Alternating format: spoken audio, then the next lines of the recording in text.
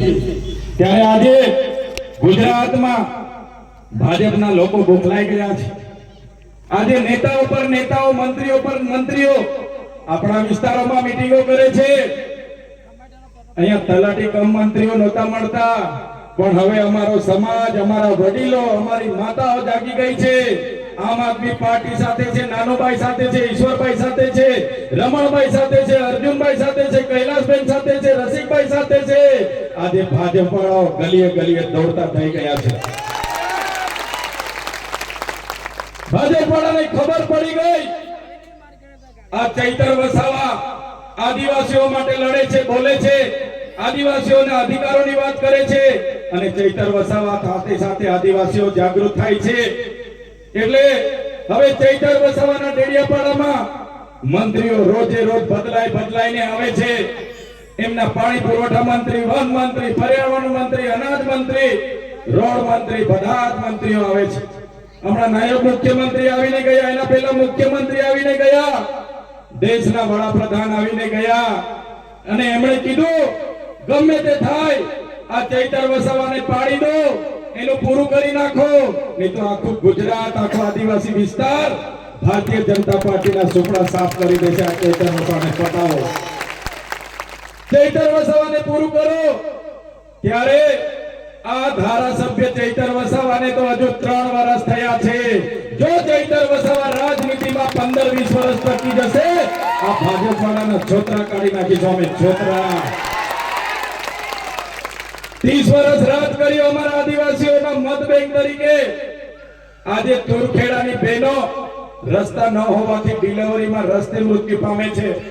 આજે ચાપટની બહેનો અમારી ડિલિવરીમાં 108 ના જવાથી રસ્તે મૃત્યુ પામે છે। અહીંના ધારાસભ્ય કાકા બૂમ બૂમ મારે છે, બહુ બૂમ મારે, બહુ બૂમ મારે, બહુ બૂમ મારે। ત્યારે કાકાને પણ કહેવા માંગુ છું, આ જનતાએ તમને 15 વર્ષ આપ્યા। નર્મદાના વિસ્થાપીઓ તમારા પર ભરોસો કર્યો, કરજણના વિસ્થાપિતોએ ભરોસો કર્યો કે નર્મદાનું પાણી અપાવવાનો તમારો વાયદો હતો, નર્મદાની વીજળી અપાવવાનો વાયદો હતો, આ વિસ્તારમાં રોડ બનાવવાનો વાયદો હતો, પણ આ કાકા નિષ્ફળ ગયા છે। આ કાકાનો ગરબો હવે તમારે બધાએ ઘરે મોકલી આપવાનો છે। કાકા નહીં ચાલે। કાકાએ માત્ર ને માત્ર મીઠી મીઠી વાતો કરી છે, આપણા લોકોને ગેરમાર્ગે દોરવાનું કામ કર્યું છે। ત્યારે એક કાકા લોકોએ સહી કરી ત્યારે જ આજે હાઇડ્રો પ્રોજેક્ટ આપણા વિસ્તારમાં આવ્યો છે। એ જિલ્લા પ્રમુખોએ સહી કરી ત્યારે જ હાઇડ્રો પ્રોજેક્ટ આપણા વિસ્તારમાં આવ્યો છે। એટલે એવા નેતાઓને આ ચૂંટણીમાં ઝાડુનું બટન દબાવીને ઘર ભેગા કરી દેવાના છે।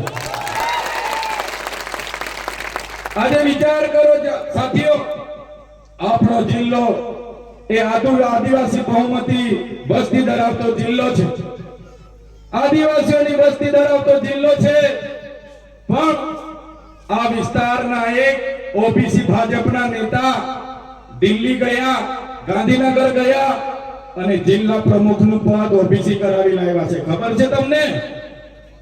જિલ્લા પ્રમુખનું પદ ઓબીસી કરાવી લાવ્યા છે। ત્યારે આદિવાસીઓનો અપમાન છે। એવા ભાજપના લોકોને પણ આ ચૂંટણીમાં તમારે ઝાડુનું બટન દબાવીને એમને રસ્તો બતાવી દેવાનો છે। સામાન્ય સીટ કરી લાવેલા છે, સામાન્ય સીટ એ ભાજપના લોકો અનુસૂચિ 5 પૈસા 1 નું ઉલ્લંઘન છે, બંધારણમાં મળેલો આપણને અનામતનું ઉલ્લંઘન છે।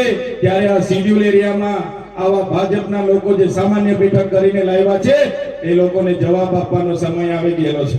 ચૂંટણી આવી છે, હમણાં તો બધા ગામડે ગામડે આવશે, કહે છે કે મફા કાકા 500 રૂપિયા લઈ લો, મગન કાકા 1000 રૂપિયા લઈ લો, ફતા કાકા બસ 2000 લઈ લો, અમને મત આપજો, સુકી માસી આ લઈ લો, સોમી માસી આ પૈસા લઈ લો, મત આપજો, મત આપજો, મત આપજો, ઘરે ઘરે આવશે। ત્યારે મેં તમને કહેવા માટે આવ્યો છું, એ પૈસા કોઈ એમના કપા કાઢીને આપવા નથી આવવાના, એ પૈસા મકાઈ વેચીને તમને આપવા નથી આવવાના, એ પૈસા આપણા છે। 500 આપે તો 1000 માંગી લેજો, પણ મત આપણા ઝાડીને આપજો। આ વિસ્તારમાં અમે આવીએ અને આ વિસ્તારને નર્મદાનું પાણી મળે એવી રજૂઆત કરી, એટલે ભાજપના લોકોને ગમતું નથી। આ વિસ્તારમાં સારા રોડ બને, આ વિસ્તારના બધા લોકોને સારા આવાસ મળે, સોલાર મળે, આ વિસ્તારના જે અનુસૂચિત 5 એરિયા આવે છે લાગુ થાય, પૈસા એક લાગુ થાય, અમારા ખેડૂતોને અહીંયા માર્કેટ યાર્ડમાં સારા ભાવ મળે, ભણેલા ગણેલા દીકરાઓને જ્યારે પરીક્ષા આપવા જાય ત્યારે પેપરો ના ફૂટે, અને આપણા આદિવાસીઓની જે પોસ્ટ મેટ્રિક શિષ્યવૃત્તિ બંધ થઈ ગઈ અમે બધી ચાલુ કરાવી, ત્યારે આ સરકારને ગમ્યું નહીં. સરકારે કીધું કે મનરેગાની કૌભાંડ કેમ તમે બહાર લાવ્યા? ત્યારે મેં કીધું અમારા ગરીબ લોકોના રોજગારીના પૈસા જે મંત્રી બચુભાઈ ખાબડે ખાધા છે, જે બચુભાઈ ખાબડે આપણી રોજગારી છીનવી છે, આપણી મનરેગા બંધ કરાવી છે, આપણી ગામમાં મળતી રોજગારી બંધ કરાવી છે, ત્યારે મારા માતા બહેનોને વિનંતી કરવા માટે આવ્યો છું, જે રોજગારી આપણી છીનવી છે એનો બદલો લેવા માટે ઝાડુનું બટન દબાવો. આ લોકોએ મનરેગાનું નામ બદલ્યું, જી રામજી કરીને આવ્યા. ત્યારે મેં કહેવા માંગુ છું, મનરેગાનું નામ બદલવાથી તમારા કૌભાંડો અમે ભૂલી નથી જવાના. તમારા કૌભાંડોનો જવાબ હવે ઝાડુનું બટન દબાવીને અમે આપવાના છે. ત્યારે સાથીઓ, આજે ચૈતર વસાવા આદિવાસીઓની વચ્ચે જાય એટલે ચૈતર વસાવાના બે વખત જેલોમાં નાખી દીધા. હમણાં બી મને 80 દિવસ જેલમાં નાખી દીધો, અને માંડ વડોદરાની જેલમાંથી તમને બધાએ જોયું હશે કોઈ પણ ગુનો નહીં. એમણે કીધું કે ચૈતર વસાવાએ કાચનો ગ્લાસ માથામાં માર્યો. આ ચૈતર વસાવા કાચનો ગ્લાસ માથામાં મારે ને માણસ ત્યાંથી ઉઠે બી ના, ઉઠે કોઈ ઉઠે ના, જેલ પૂરો થઈ જાય. આ આદિવાસીનો પાવર છે, આદિવાસીનો દીકરો છે, એક ગ્લાસ ઉઠાવીને મારી દે તો એ તાઈનો ખેલ પૂરો થઈ જાય. પછી પણ ખોટી વાત, ખોટો કેસ, ખોટી એફઆઈઆર કરીને તમારા દીકરાને જેલમાં રાખ્યો. રાજપીપળાની કોર્ટમાં અમારા વકીલને લઈને આવવા દીધા, મારા જામીન રદ કરાવ્યા.